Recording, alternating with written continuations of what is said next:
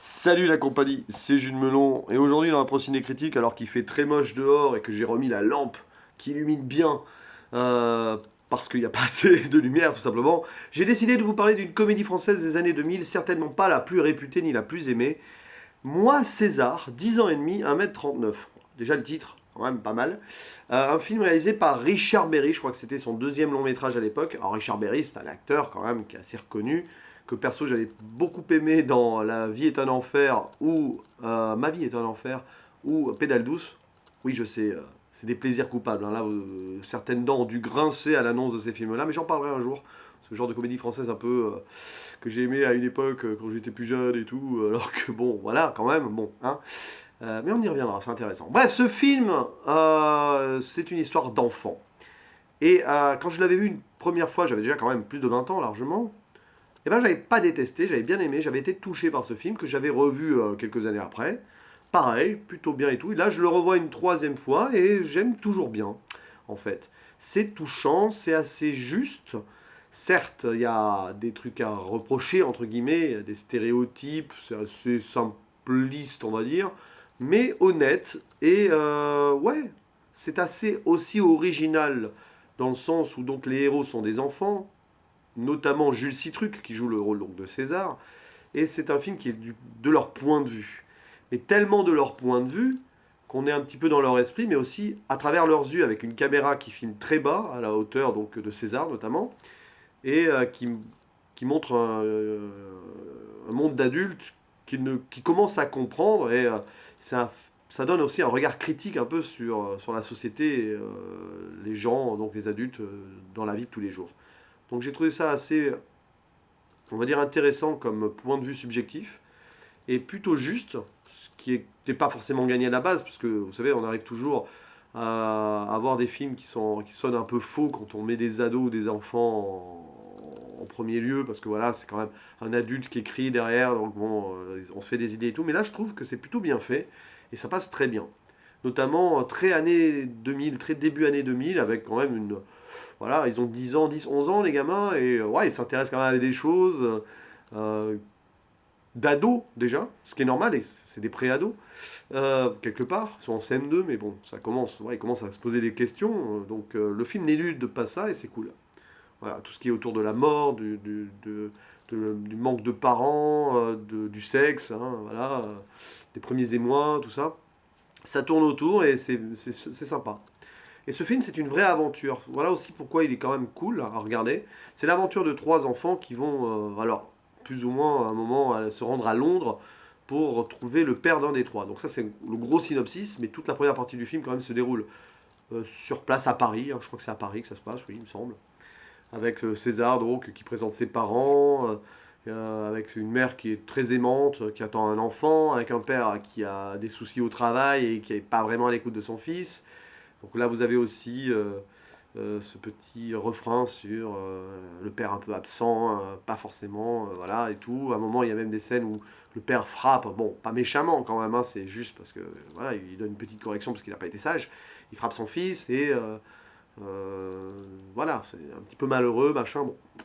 Bref, ça, c'est assez vite quand même, enfin, c'est pas central au film, mais c'est quand même amorcé et tout. C'est dommage que ça se développe pas forcément plus, mais en même temps, vu que le film va se concentrer sur la quête ensuite, et le père absent du copain de César qui s'appelle Morgan, finalement il y a une certaine logique. Voilà, donc il y a César, donc Morgan qui n'a pas son père et qui, voilà, qui est triste et tout, machin. Et Sarah c'est un peu, voilà, c'est la jolie fille de la classe, et César et Morgan qui sont meilleurs amis dans la vie, ils sont un petit peu, on dirait, attirés par elle, voilà.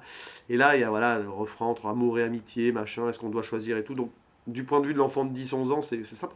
C'est sympa. Voilà, c'est le premier questionnement de la vie, et donc ça passe. Oui, bon, après, c'est un film qui est un peu inégal parce que toute la quête autour de Londres est intéressante, je trouve. Mais ça arrive peut-être un peu tard dans le film, ça aurait peut-être dû se développer, se concentrer là-dessus.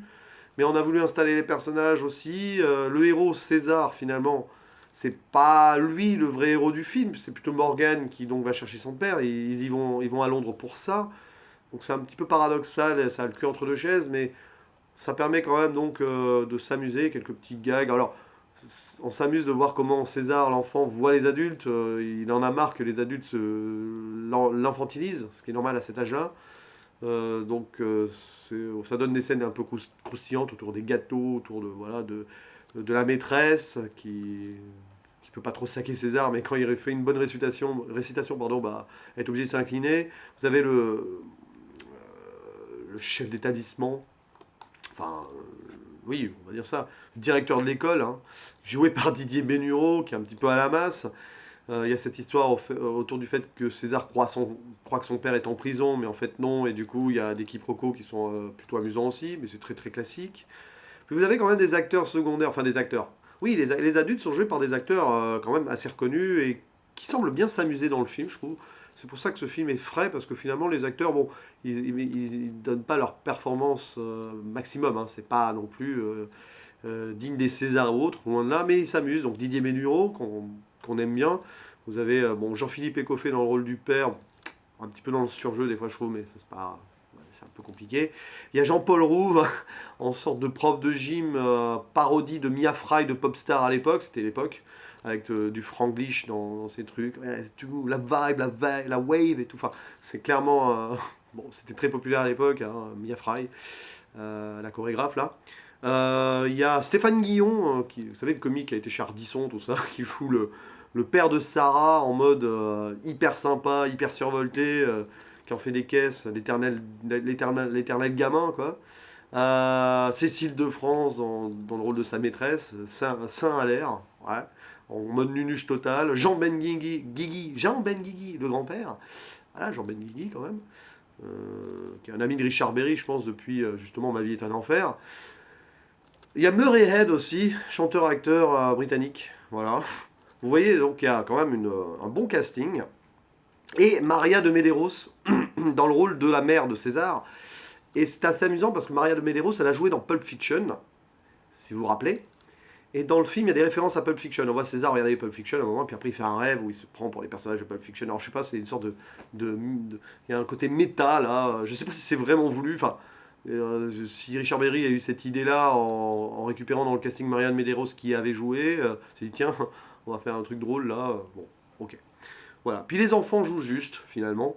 Là aussi, moi j'ai bien aimé ce film parce que les enfants jouent juste. Voilà, sans trop en faire. Jules Citruc est correct. Il sortait de Monsieur Batignolles. Voilà, il fait le taf, comme on dit, vraiment bien. Bon, il y a un petit souci, c'est que pour le rôle, ils ont eu besoin de lui mettre des prothèses pour le grossir. Sauf que ça se voit. Ça, c'est grossier, quoi. Il sort une sorte de suite super. Enfin, ça se voit moulant. Enfin, il y a un truc qui va pas. Bon, c'est un peu. Ouais, c'est chelou, faut le dire. C'est clair. On voit que c'est pas son point normal. Ouais, les enfants jouent bien. Le gamin qui joue Morgan aussi, qui est très bon dans l'émotion, je trouve. Et puis la fille de Richard Berry qui joue Sarah. Voilà. Il a mis sa fille, Joséphine Berry, pas Marie-Lou Berry. C'est pas la fille qu'il a eue avec Balasco, donc c'est une autre. Ouais, ça passe bien. Ah oui, puis il y a Anna Karina aussi. Alors, Anna Karina, c'est quand même une actrice française qui a eu une carrière assez riche dans les années, je vais pas dire de conneries, 60, 70, voilà. Et qui là joue une sorte de. Ouais, c'est une propriétaire d'un pub à Londres, âgée et tout. Euh, Française, donc qui travaille à, à Londres. Et je sais pas, j'ai bien aimé le personnage, qui est une sorte de parodie de Marianne Chazelle. Alors, Marianne Chazelle dans Les Visiteurs, hein. Ginette, Dame Ginette, elle a un côté de Dame Ginette, je sais pas, dans l'accoutrement, en punk. C'est Dame Ginette âgée en punk à Londres. Voilà, je sais pas, j'ai ressenti ça, donc c'était Space, mais. Oui, puis bon, le film se passe bien, avec de l'émotion comme il faut, c'est pas non plus dans le surjeu d'émotion, donc c'est pas super mièvre, même si la fin fait mièvre, quand même, évidemment. Quand la résolution se fait, on tombe dans les clichés de la mièvrerie et dans certains stéréotypes.